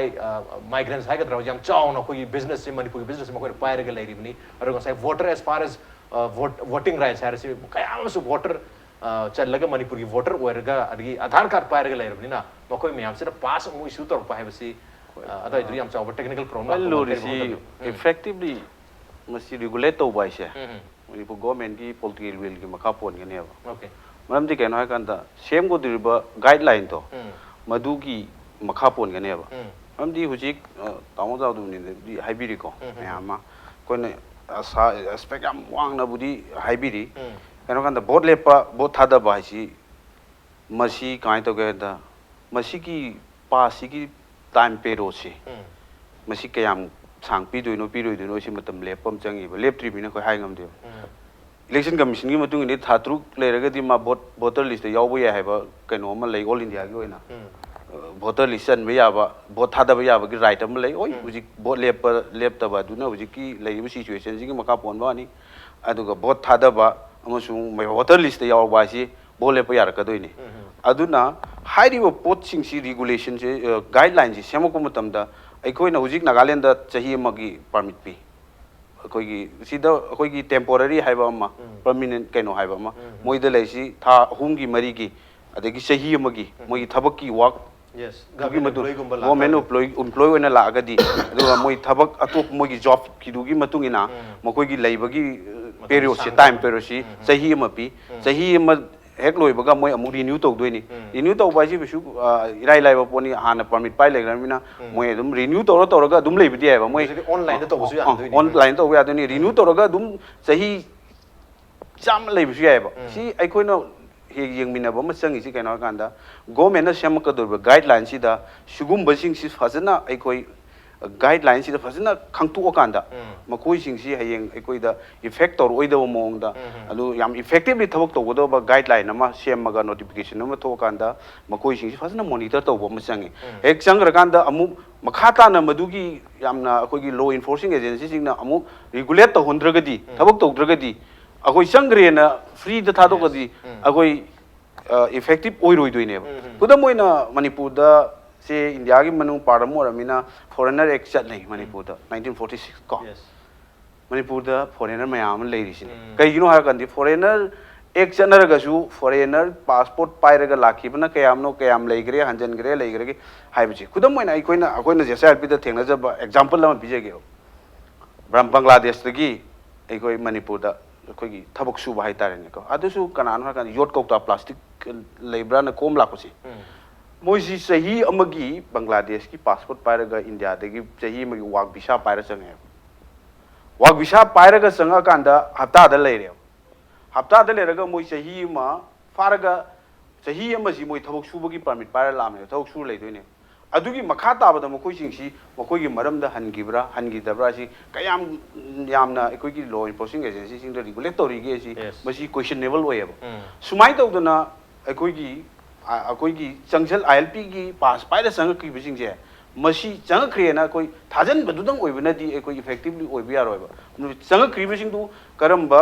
renew तौरिब्रा तौद्रब्रा हाइबना Singh yam effectively थबक तौबम चंगी अदुगा अकोइगी पीपल सिंग हाइतारे कोई इंडिजिनस पीपल सिंग सिगी कोई कॉन्शियसनेस हाइतारे कोई ज्ञान तामिनबा चंगी मरमदि कैनो हार कांदा ngasi नागालैंड दा कईदा मिजोराम दा अरुणाचल दा मिटोप मसिंग हेंकलाइसि कैमत नते कैनो हार कांदा मकोइगी हानबा टारगेट सि कैनो हार कांदा अखोइगी निंगो लौबसिने मोइदोसि am सेन हार कांदा अखोइगी याम रिमोट एरिया सिंग दा चल कांदा खतंग लैबा मफम चा सिंग सिदगी निंगोन सिंग लौसल कांदा निंगोन लौसल कांदा दी कमाय तो कांदा मसि जु कोई कैंसेस ओइमिनबम चंगेबा निंगोन लौरगदी मोइ निंगोन दुगी मिंग द लम लेदोइनी मा लेसलकदोइनी इसेलिबाई ओरकदोइनी लेरबनिना मादी परमिट तु तांथोकपदि यादमिना लेग्रबि मा परमिट तु रिन्यू तौबदुदि लाई रिन्यू तौरगा मागी डिसेंडेंट मचा मसुजिंग लेरा कांददि कुइरा कांददि निंगोनगी मिंग द अदुम मथंग मथंग सांगदरा कांदा सुमाइना लेरकप याबगी अकीब मयामसु एकोइदा फावेबा अदुना पुनमक्सी येंगा कांदा एकोइना ꯌꯥꯝ ꯏꯐꯦꯛꯇꯤꯕ ꯑꯣꯏꯕ ꯒꯥꯏꯗꯂꯥꯏꯟ ꯑꯃ ꯁꯦꯝꯕ Okay. ꯒꯥꯏꯗꯂꯥꯏꯟꯁꯤꯗ ꯀꯔꯤ ꯀꯔꯤ ꯌꯥꯎꯒꯦ ꯑꯗꯨꯒꯗꯤ ꯑꯩꯅ ꯍꯧꯖꯤꯛ ꯑꯩꯅ ꯍꯥꯏꯕꯅ ꯂꯣꯏꯕ ꯅꯥꯏꯔꯣꯏ ꯃꯗꯨꯗꯤ ꯑꯈꯪ ꯑꯍꯩ ꯑꯩꯈꯣꯏꯒꯤ ꯑꯦꯛꯁꯄꯥꯔꯠꯁꯤꯡ ꯀꯩꯁꯤꯡ ꯇꯨꯡꯒꯤ ꯐ꯭ꯌꯨꯆꯔ ꯎꯕꯁꯤꯡ ꯄꯨꯟꯅ Okay. ꯐꯝꯃꯤꯟꯅꯔꯀꯥꯟꯗ Mm. ꯃꯗꯨ ꯑꯩꯈꯣꯏꯅ ꯔꯤꯄ꯭ꯔꯖꯦꯟꯇꯦꯁꯟ ꯑꯃ ꯇꯧꯔꯀꯥꯟꯗ ꯒꯣꯔꯃꯦꯟꯅ ꯑꯊꯨꯕꯗ ꯃꯗꯨ ꯑꯩꯅ ꯉꯁꯥꯏ ꯍꯥꯏꯖꯕꯗꯣ ꯄꯣꯂꯤꯇꯤꯀꯦꯜ ꯋꯤꯜꯒꯤ ꯃꯈꯥ ꯄꯣꯜꯂꯦ ꯑꯩꯈꯣꯏ ꯇꯧꯕꯤꯔꯦ ILP ꯆꯠꯅꯍꯟꯕꯤꯔꯦ ꯍꯥꯏꯔꯕꯅꯤꯅ ꯆꯠꯅꯍꯜꯂꯤꯕ ꯄꯣꯠꯁꯤ ꯑꯩꯈꯣꯏꯒꯤ ꯃꯌꯥ ꯌꯥꯎꯗꯕ ꯀꯩ ꯑꯣꯏꯕꯗꯤ ꯑꯣꯏꯍꯟꯕꯤꯒꯅꯨ ꯑꯩꯈꯣꯏ ꯃꯌꯥ ꯌꯥꯎꯕ ꯀꯩ ꯑꯣꯏꯍꯟꯅꯕ ꯍꯣꯠꯅꯕꯗ ꯒꯣꯔꯃꯦꯟꯒꯤ ꯄꯣꯂꯤꯇꯤꯀꯦꯜ ꯋꯤꯜ ꯑꯩꯈꯣꯏꯒꯤ Okay, government political will ama mathau tare will du ki makada ningthi jaba guideline ama guideline sembiba arugo guideline du bu ningthi implement tawna ba koi gi leiriba enforcing agencies sing haitare ningthi na mathau tawbu mathau tai and miyam haitare miyam jena amu ai di ILP lere kem choro haitare free thadok leitar ga di adu su yam chawba ILP bu mang nawi masa moidani okay ai matam se loiselakta ai oja rabdalak sarabada akoi socio economic and politically habitar politically socially economically culturally koi lejeri ba fabric se manipur gi masi son dana ba ngathok chana ba haibani adu hojik si di already infected orga lebni na sigi stage si da koina inner line permission si implement tor kuma tamda koi se karmaina solo idagi habi wahang amal ai karmaina hairi mem se filter out tawki kadagi kari wahum thamini ꯃꯁꯤ ꯃꯇꯥꯡꯗꯗꯤ permit ꯐꯪꯉꯒ ꯆꯪꯒꯗꯧꯔꯤꯕ ꯃꯤꯑꯣꯏꯁꯤꯡꯁꯤ ꯇꯁꯦꯡꯅ ꯃꯣꯏꯅ ꯆꯪꯒꯗꯧꯔꯤꯕ ꯃꯣꯏꯒꯤ purpose ꯃꯣꯏꯅ ꯂꯩꯒꯗꯕ ꯃꯇꯝꯁꯤꯡ ꯑꯁꯤ ꯌꯥꯝꯅ ꯁꯨꯒꯥꯏꯅ ꯑꯩꯈꯣꯏꯒꯤ ꯆꯠꯅꯔꯤꯕ ILPꯒꯤ ꯍꯥꯏꯔꯤꯕ ꯕꯦꯡꯒꯣꯜ ꯐ꯭ꯔꯣꯟꯇꯤꯌꯔ ꯔꯤꯒꯨꯂꯦꯁꯟ 1873ꯁꯤꯗ ꯍꯥꯞꯄ ꯑꯃ ꯐꯖꯅ ꯆꯪꯉꯤ ꯑꯗꯨꯒ ꯀꯠ ꯑꯣꯐ ꯕꯦꯁ ꯏꯌꯔꯁꯤꯃ ꯍꯥꯞꯄ ꯁꯤ ꯍꯥꯞꯇ꯭ꯔꯒꯗꯤ ꯆꯠꯅꯩꯅꯕ ꯄꯣꯠꯁꯛ ꯑꯃꯈꯛ ꯂꯥꯛꯑꯦ ꯃꯁꯤꯅ ꯈꯟꯗꯣꯛꯄ ꯉꯝꯗꯕ ꯄꯣꯠꯁꯛ ꯑꯃꯈꯛ ꯂꯥꯛꯑꯦ ꯑꯗꯨꯅ ꯃꯁꯤ ꯑꯗꯨꯝ ꯃꯔꯤ ꯆꯪꯒꯗꯧꯔꯤꯕꯅꯤ ꯃꯔꯝꯗꯤ ꯇ꯭ꯔꯦꯟꯅ ꯐꯥꯎꯖꯤꯜꯂꯒꯗꯤ ꯉꯁꯥꯏ ꯑꯩꯅ ꯍꯥꯏꯖꯔꯤꯗꯣ ꯆꯪꯒꯗꯧꯔꯤꯕꯅꯤ ꯑꯗꯨꯅ ꯃꯣꯏ ꯉꯁꯥꯏꯒꯤ ꯑꯣꯖꯥ ꯙꯤꯔꯦꯟꯅ ꯍꯥꯏꯕꯤꯈꯤꯕ ꯄꯣꯠꯁꯛꯇꯤ ꯌꯥꯝꯅ ꯆꯨꯝꯕ ꯄꯣꯠꯅꯤ ꯃꯊꯪ ꯂꯝ ꯂꯩꯁꯜꯂꯛꯄ ꯑꯗꯒꯤ ꯂꯝꯁꯤ ꯅꯤꯉꯣꯜ ꯂꯧꯁꯜꯂꯛꯄ ꯑꯗꯒꯤ ꯃꯆꯥ ꯃꯁꯨꯁꯤꯡꯗ ꯃꯊꯪ ꯇꯧꯔꯛꯄ ꯑꯗꯒꯤ ꯔꯤꯅ꯭ꯌꯨ ꯇꯧꯔꯒ ꯁꯨꯝ ꯑꯦꯛꯁꯇꯦꯟ ꯁꯨꯝ ꯇꯧꯔꯛꯄꯒꯤ ꯄꯣꯠꯁꯛ ꯃꯌꯥꯝ ꯂꯥꯛꯄꯁꯦ ꯃꯁꯤꯅ ꯐꯖꯅ ꯃꯑꯣꯡ ꯇꯥꯅ ꯔꯤꯒꯨꯂꯦꯠ ꯇꯧꯅꯕ ꯒꯚꯔꯟꯃꯦꯟꯠ ꯃꯦꯆꯤꯅꯔꯤꯁꯤꯡ ꯆꯪꯉꯤ ꯐꯖꯅ ꯃꯔꯝꯗꯤ ꯑꯦꯟꯇ꯭ꯔꯤ ꯑꯗꯒꯤ ꯃꯣꯏꯒꯤ ꯄꯥꯁ ꯄꯤꯔꯤꯕ ꯄꯣꯠꯁꯛꯁꯤꯗ ꯑꯩꯈꯣꯏꯒꯤ ꯌꯥꯝ ꯀꯨꯞꯅ ꯌꯦꯡꯁꯤꯟꯕ ꯌꯥꯝꯅ ꯁꯤꯟꯁꯤꯌꯔ ꯑꯣꯏꯕ ꯑꯗꯨꯒꯨꯝꯕ ꯑꯣꯐꯤꯁꯔꯁꯤꯡ ꯃꯁꯤ ꯃꯔꯤ ꯂꯩꯅꯕꯁꯤꯡ ꯃꯈꯣꯏꯅ ꯑꯦꯟꯇ꯭ꯔꯤꯒꯤ ꯀꯔꯤꯒꯤ ꯑꯃꯒꯤ ꯐꯖꯅ ꯀꯨꯞꯅ ꯌꯦꯡꯉꯀꯥꯟꯗ ꯀꯔꯞ ꯄ꯭ꯔꯦꯛꯇꯤꯁ ꯇꯧꯗꯕ ꯄꯣꯠꯁꯛ ꯃꯌꯥꯝꯁꯨ ꯆꯪꯉꯤ ꯃꯁꯤ ꯅꯠꯇ꯭ꯔꯒꯗꯤ ꯍꯥꯏꯔꯤꯕ ꯔꯤꯒꯨꯂꯦꯁꯟꯁꯤ 1873 ꯆꯠꯂꯒꯁꯨ ꯂꯝꯁꯤꯗ ꯂꯩꯔꯤꯕ ꯌꯦꯜꯍꯧꯃꯤꯁꯤꯡꯁꯤ ꯌꯣꯠꯁꯜꯂꯛꯄ ꯌꯥꯕ ꯈꯨꯗꯣꯡꯆꯥꯕꯁꯤ ꯂꯩ ꯑꯗꯨꯅ ꯃꯁꯤꯅ 3-4 ꯗꯤꯀꯦꯠꯁꯀꯤ ꯃꯇꯨꯡꯗꯗꯤ ꯌꯥꯝꯗ꯭ꯔꯕꯗ ꯌꯥꯝꯅ ꯑꯔꯨꯕ ꯐꯤꯕꯝ ꯂꯩ ꯃꯔꯛ ꯑꯁꯤꯗ ꯑꯩꯅ ꯍꯥꯏꯖꯅꯤꯡꯕ ꯄꯣꯠꯁꯛꯇꯤ ꯑꯩꯈꯣꯏꯒꯤ ꯀꯦꯞꯁꯤ ꯍꯧꯖꯤꯛ ꯃꯁꯤꯒꯤ ꯄꯣꯠꯁꯛꯁꯤ ꯁꯤꯇꯤꯖꯟꯁꯤꯞ ꯑꯦꯛꯁꯤ ꯄ꯭ꯔꯤꯟꯁꯤꯄꯜ ꯑꯦꯛꯁꯤ 1955ꯅꯤ ꯍꯧꯖꯤꯛ ꯁꯤꯇꯤꯖꯟꯁꯤꯞ ꯑꯦꯃꯦꯟꯃꯦꯟꯠ ꯑꯦꯛ ꯍꯥꯏꯔꯛꯑꯅꯤ ꯍꯧꯖꯤꯛ ꯅꯥꯀꯜꯂꯝꯗ ꯀꯦꯞ ꯍꯥꯏꯔꯝꯕꯗ CAAꯅ ꯂꯥꯛꯑꯅꯤ ꯑꯗ ꯃꯁꯤꯗ ꯆꯪꯒꯗꯧꯔꯤꯕ ꯁꯤꯡꯁꯤ ꯃꯌꯥꯝꯅ ꯈꯪꯕꯤꯔꯦ ꯕꯨꯙꯤꯁ ꯁꯤꯈ ꯖꯦꯟ ꯈ꯭ꯔꯤꯁꯇꯤꯌꯟ ꯍꯤꯟꯗꯨꯁ ꯃꯌꯥꯝ ꯑꯃ ꯆꯪꯒꯗꯧꯔꯤ ꯃꯁꯤꯗ ꯑꯩꯍꯥꯛꯅ ꯄꯟꯖꯅꯤꯡꯕ ꯄꯣꯠꯁꯛ ꯑꯃꯁꯨ ꯂꯩ NRC ꯅꯦꯁꯅꯦꯜ ꯔꯦꯖꯤꯁꯇꯔ ꯑꯣꯐ ꯁꯤꯇꯤꯖꯟꯁ ꯃꯁꯤ ꯕꯦꯡꯒꯣꯜꯗꯗꯤ ꯃꯃꯇꯥ ꯕꯦꯅꯔꯖꯤꯅ NRCꯁꯦ ꯍꯥꯟꯅ ꯃꯁꯤ ꯇꯧꯔꯕ ꯃꯇꯨꯡꯗ ꯀꯦꯞꯁꯦ ꯀꯣꯟꯅ ꯆꯠꯄꯒꯤ ꯄꯣꯠꯁꯛꯇ ꯑꯗꯨꯃꯥꯏꯅ ꯂꯩ ꯃꯔꯝꯗꯤ ꯀꯩꯅꯣꯗ NRCꯗ ꯈꯟꯗꯣꯛꯈ꯭ꯔꯕꯁꯤꯡꯁꯤ ꯀꯦꯞ ꯆꯠꯂꯛꯄ ꯀꯦꯞꯁꯤꯅ ꯀꯣꯟꯅ ꯂꯥꯛꯄ ꯃꯇꯝꯗ NRCꯗ ꯈꯟꯗꯣꯛꯈ꯭ꯔꯕꯁꯤꯡꯁꯤ ꯀꯦꯞ ꯂꯥꯛꯄ ꯃꯇꯝꯗ ꯀꯦꯞꯇ ꯄꯨꯁꯜꯂꯛꯄ ꯑꯃꯨꯛ ꯌꯥꯔꯣꯏ ꯄꯣꯠꯁꯛꯁꯦ ꯌꯥꯝ ꯀꯨꯞꯄ ꯄꯣꯠꯁꯛꯅꯤ ꯃꯁꯤ ꯌꯥꯝꯅ ꯑꯋꯥꯡꯕ ꯊꯥꯛꯀꯤ ꯄꯣꯠꯁꯛ ꯑꯃꯈꯛꯅꯤ ꯑꯗꯨꯅ ꯑꯃꯤꯠ ꯁꯥꯍꯅ ꯃꯥꯅ ꯍꯥꯏꯕꯗ ꯀꯦꯞꯁꯦ ꯍꯥꯟꯅ ꯆꯠꯀꯅꯤ ꯑꯗꯨꯒ NRC ꯀꯣꯟꯅ ꯇꯧꯅꯦꯅ ꯍꯥꯏꯕ ꯄꯣꯠꯁꯛ ꯑꯃꯈꯛ ꯍꯥꯏ ꯃꯁꯤ ꯃꯅꯨꯡꯗ ꯍꯤꯗꯟ ꯑꯦꯖꯦꯟꯗꯥ ꯃꯌꯥꯝ ꯂꯩꯔꯝꯕ ꯌꯥꯏ ꯃꯔꯝꯗꯤ ꯄꯣꯂꯤꯇꯤꯛꯁ ꯀꯔꯤꯗ ꯑꯃꯗ ꯃꯗꯨꯒꯤ ꯇꯣꯉꯥꯟꯕ ꯈꯨꯗꯣꯡꯆꯥꯕ ꯃꯌꯥꯝ ꯂꯩꯔꯝꯕ ꯌꯥꯏ ꯑꯣꯖꯥ ꯑꯗꯨ ꯃꯇꯝꯁꯨ ꯂꯩꯁꯤꯜꯂꯛꯇ꯭ꯔꯕꯅꯤꯅ ꯀꯠ ꯇꯨ ꯃꯅꯤꯄꯨꯔ ꯍꯥꯏꯇꯥꯔꯦ ꯃꯅꯤꯄꯨꯔꯁꯤꯗ ꯍꯥꯏꯗꯤ BFR ꯆꯠꯅꯔꯕꯅꯤꯅ ꯆꯠꯅ ꯃꯇꯨꯡꯁꯤꯗ ꯀꯔꯝꯍꯥꯏꯅ ꯀꯦꯞꯅ ꯁꯣꯛꯇꯣꯏꯅꯣ ꯑꯗꯨꯒꯤ ꯃꯇꯥꯡꯗ ꯑꯩꯈꯣꯏ ꯌꯥꯝ ꯗꯤꯁꯀꯁ ꯇꯧꯖꯈ꯭ꯔꯦ ꯑꯩꯈꯣꯏꯒꯤ BFRꯁꯤꯗ ꯐꯣꯀꯁ ꯇꯧꯕꯤꯌꯨ ꯌꯥꯝ ꯇꯦꯟꯕ ꯑꯃ ꯍꯥꯏꯖꯒꯦ ꯊꯝꯕꯤꯌꯨ ꯀꯩꯅꯣꯁꯤ ꯃꯁꯤꯒꯤ ꯉꯁꯥꯏ ꯑꯩꯅ ꯃꯃꯥꯡꯗ ꯍꯥꯏꯖꯈ꯭ꯔꯤꯗꯨꯅꯤ ꯗꯤꯊꯔꯁꯤ 1873ꯁꯤ ꯃꯁꯤ ꯀꯨꯞꯅ ꯌꯦꯡꯉꯒ ꯃꯁꯤ ꯇꯣꯉꯥꯟꯕ ꯂꯩꯔꯤꯕ ꯄꯣꯂꯤꯇꯤꯀꯦꯜ ꯄꯥꯔꯇꯤꯁꯤꯡ ꯃꯅꯤꯄꯨꯔ ꯂꯩꯔꯤꯕ ꯁꯤꯚꯤꯜ ꯁꯣꯁꯥꯏꯇꯤꯁ ꯃꯌꯥꯝ ꯑꯃ ꯃꯁꯤꯗ ꯃꯇꯝ ꯁꯥꯡꯅ ꯍꯣꯠꯅꯕꯤꯔꯛꯄ ꯃꯌꯥꯝ ꯑꯃ ꯂꯩꯔꯤꯕꯁꯤꯡꯁꯤ ꯇꯣꯉꯥꯟꯕ ꯃꯁꯤꯗ ꯃꯤꯌꯥꯝꯒꯤ ꯃꯔꯛꯇ ꯂꯩꯕ ꯏꯟꯇꯦꯂꯦꯛꯆꯨꯋꯦꯜꯁꯤꯡ ꯍꯥꯏꯔꯤꯕꯁꯤꯡꯁꯤ ꯄꯨꯟꯁꯤꯜꯂꯀꯥꯟꯗ ꯃꯁꯤ ꯀꯨꯞꯅ ꯅꯩꯅꯕ ꯑꯃꯈꯛ ꯆꯪꯉꯤ ꯑꯗꯨꯒ ꯃꯁꯤꯗ ꯁꯦꯝꯗꯣꯛꯄ ꯌꯥꯕ ꯃꯌꯥꯝ ꯑꯃ ꯁꯦꯝꯗꯣꯛꯄ ꯅꯠꯇ꯭ꯔꯒꯗꯤ ꯌꯥꯔꯣꯏ ꯑꯗꯨꯒ ꯇꯁꯦꯡꯅ ꯑꯩꯈꯣꯏꯒꯤ ꯍꯧꯖꯤꯛꯁꯨ ꯀꯦꯞꯇ ꯑꯃꯨꯛ ꯈꯤꯇꯪ ꯍꯥꯏꯖꯒꯦ ꯀꯦꯞꯁꯤ ꯁꯦꯝꯗꯣꯛꯄ ꯌꯥꯕꯒꯤ ꯈꯨꯗꯣꯡꯆꯥꯕ ꯑꯃ ꯑꯃꯤꯠ ꯁꯥꯍꯅ ꯍꯥꯏ हाइब तारगसु मसिदी याम को पोपसमनि पार्लियामेंट्री कमिटी लई कमिटी म्याम लई मसिदा जॉइंट सेलेक्ट कमिटी नाम लई मसि 15 मेंबर्स आई लोक सभा देगी 10 मा राज्य सभा दे मंगा मा मसिदा स्टेक होल्डर्स सिंग जावी इंटरेस्टेड पर्सन जावी तोंगान तोंगान बा फिल लईबा कांगबो सिंग यावरग मसि क्लोज बाय क्लोज बा नेनर गांदा लागो बोसनि मसिना तोंगान बा पोसामनि अदना हुजि अहिना अरोइबसदा हाइजनिंग पोसक्सि बिफोर से 1873 से मसी याम कुपना मसी कंपोजिशन से गांदा लमसिदा इंडिजिनस पीपल सिंग से सोक्तनबा मोंगदा मसिदा एमेंड तौथोकपा अदुगा क्लोजिंग लौथोकपा अदुगा हापचनबा मयाम चंगी मसी नत्रगदी लमदम लेबा indigenous people sing C कनबा ngambagi khudong jabasi pangu dina I wakal okay strict modalities ILPS Manipur sanag duriba BFR gi makha sanag duriba ILPS system masida strict oiba modalities mayam ama yahon mathuk tari guidelines yam strict ohenta re madug damta lenga ki willingness ama yam chauna mathuk tai aduga matung tarakpada leigaduriba gi enforcing agencies sing have machinery government gi machinery mayam sina changak padi hogina pass pi badagi horgina changkra matung da ningthin regulate to ba ningthin check to bo mathuk tari natragadi ILPS senari haidurga su Manipur da adumak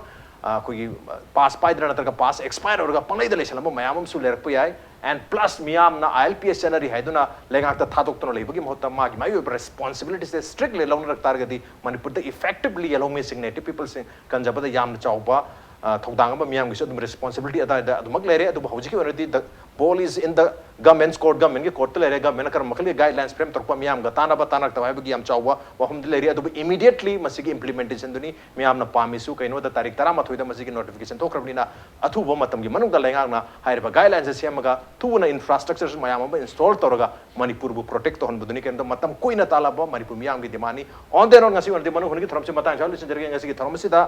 ओजा अराबा ओजा धीरेन अमदी ओजा जदबिनो नेमृत्रंग सिगी थरम सिबा थवा हापिखिबा अमदी मपुंग फान बिदमक ओजा हुमकपु अमुकना थागा सपुनुक चरी appreciate your joining Masne ngasi manu हुनगी थरम ngasi edition से करम तो बिबे को तखान बिर पियागनी कोई मेल आईडी impactvnews@gmail.com नत्रगा कोई Facebook page www.facebook.com/impactvmanipur दा join तो बिरगा comment amadi feedback tha bir piagani well ladies and gentlemen thank you so much for joining us from the other side of the screen